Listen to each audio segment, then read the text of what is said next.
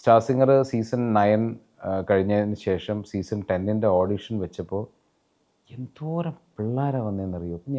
അപ്പോഴും ഞാൻ അതിൻ്റെ ഡയറക്ടർ ചേട്ടൻ്റെ അടുത്ത് ഞാൻ ചോദിക്കുമായിരുന്നു, ചേട്ടാ ഇത്രയും പിള്ളേർ ഇനിയും ഉണ്ടോ? ഇഷ്ടംപോലെ നമുക്ക് എടുക്കാൻ പറ്റുന്നില്ല. അത്രയും പിള്ളേരാണ് വന്ന് ഓരോ ജില്ലയിലും മേജർ ഡിസ്ട്രിക്ട്സിലാണ് നമ്മൾ ചെയ്തത്. അത്രയും പിള്ളേർ വന്നുകൊണ്ടിരിക്കുക. അപ്പം അത്രയും ടാലൻറ്റഡ് ഉണ്ടല്ലേ അത്രയും അവർ വെയിറ്റ് ചെയ്തിരിക്കുക അവരുടെ ഒരു ടാലൻറ്റ് പെർഫോം ചെയ്യാൻ പറ്റുന്ന, അല്ലെങ്കിൽ അവരുടെ ഒരു ടാലൻറ്റ് ഷോക്കേസ് ചെയ്യാൻ പറ്റുന്ന ഒരു പ്ലാറ്റ്ഫോം എന്ന് പറയുന്നത്.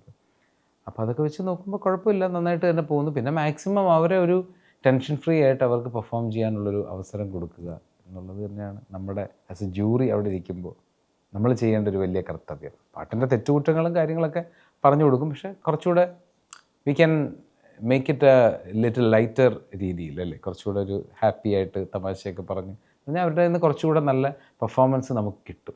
That's all.